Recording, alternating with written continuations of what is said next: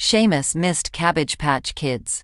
He remembered how he must have helped make millions of them in the 80s.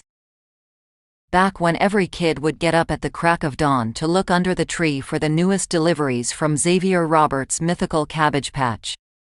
Or was it Babyland General Hospital?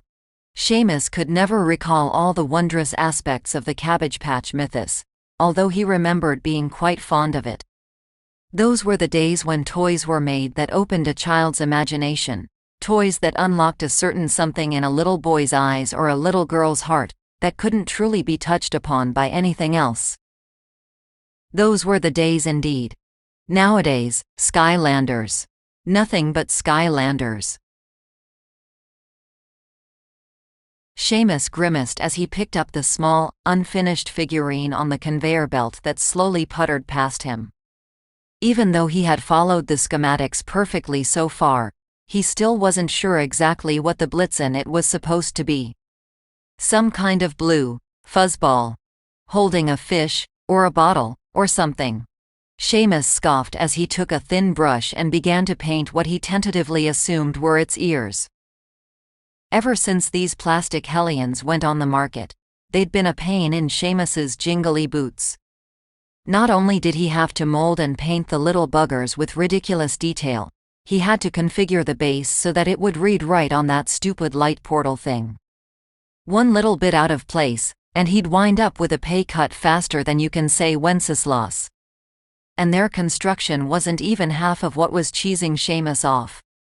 It was the entire point of Skylanders in the first place. Video games were bad enough as it is, but any game that you had to buy more toys in order to play the whole thing felt contrived to him. No one made toys and games for the kids anymore. All they cared about was. Seamus's train of thought and workflow halted as he heard a familiar k-thunk. He looked down from the figurine and saw an envelope sitting in his mail tray below the conveyor belt. Finally, an excuse to put the damn thing away, thought Seamus as he casually tossed the toy on his workbench, hit the safety turn-off switch on the belt, and picked up the freshly mailed missive. He peeled off the warm, waxy seal, emblazoned with the familiar initials that signified it being from Big, Red, and Jolly himself. How he found the time to write every piece of mail that went in and out of the workshop was beyond Seamus. Well, it was probably the same way he managed to stop at a gazillion chimneys in one night with nothing but a wooden sled and 8 flying, oh no. No. It couldn't be. They must have changed the color coding. Maybe scarlet-colored paper now meant that Rudolph was hosting a talent show, instead of what it usually meant.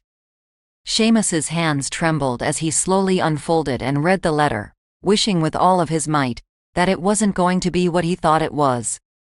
Please, dear Mr. Wintertoes. It is with a heavy heart that I inform you that young Daniel Green, child 34,506 on your notice board, will not be receiving a toy from Santa's workshop for Christmas this year. As of 7:32 this past evening, Master Green has ceased being of the mindset that a fat man wearing a robe travels down his narrow chimney once a year to give him presents and spread holiday cheer. Can't say I blame him. I'm aware this is the first time you've received a belief termination notice, but I'm certain you've heard of them from your fellow elves. I am so sorry that you had to receive your first this close to Christmas time. This, of course, means that you have to take the next steps with all due haste. A letter will have to be sent to Mr. and Mrs. Green, explaining to them that they will have to purchase Daniel's presents on their own from now on. I can only hope a toy will still be in store under the poor boy's tree this year.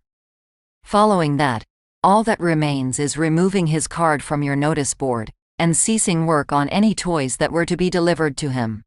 Again, I am deeply sorry to have to break this news to you. It seems I have to write more of these with every passing holiday season. But you cannot let this dampen your spirit in excess, Mr. Wintertoes. Think of the words of our good friend Francis Church, and take heart. Nobody can conceive or imagine all the wonders there are unseen and unseeable in the world. Our work is lonely up here in the north, Seamus. But our magic spreads far beyond this snowy island, and will continue to make glad the heart of childhood for many a year. Be good, for goodness' sake, Santa Claus. The words on the paper almost seemed to shake as Seamus tried to will them to change into something other than what they already were. But no matter how fervently his eyes darted across the letter, the message refused to say anything else. He watched himself slowly fold it in half and slip it back into the envelope, his hands slow and heavy. His eyes closed, as hollow feelings tumbled around in his head and stomach with dull, somber thuds, failing to sort themselves into coherent thoughts. After what seemed like an eternity, Seamus opened his eyes again, and saw the workshop in all its impossible glory. Given the amount of work that had been done each day leading up to December, he hardly ever looked up from the toys that flew past his conveyor belt to be assembled. On the rare occasion that he did, it would only be to wipe his brow and fix his pointy hat, and not to truly look at the magical, immeasurable place in which he worked. Tall, strong walls of frosted gingerbread were covered in red and white striped machinery like peppermint ivy. Similarly colored scaffolding stretched along below the ceiling, along which elves were walking along with large plastic parts, and riding carts carrying brightly wrapped presents.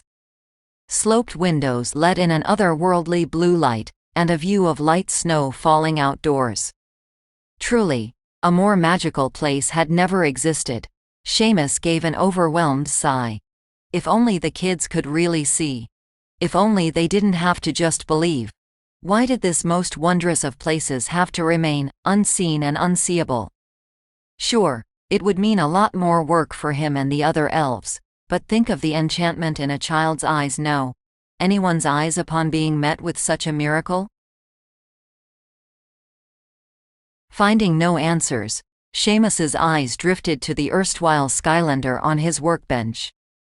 All of a sudden, its half-toothed smile seemed warmer, cheerier.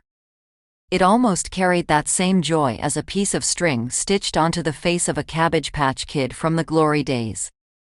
Too late, its new destiny had bestowed upon it some of that magic that Seamus saw in the legendary toys that made kids smile year after year.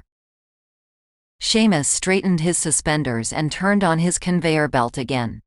Surely, anything made in this astounding workshop had to carry some of that magic in it, however small. Not only that, but the magic of a new toy was ageless. If the workshop was ever discovered, he supposed, its magic would be analyzed and dissected until it wasn't really magic at all. But he had never stopped to think about what it was that made toys worth playing with, over and over again. Just because he didn't know, though, doesn't mean he needed to. The magic was still there, real and abiding.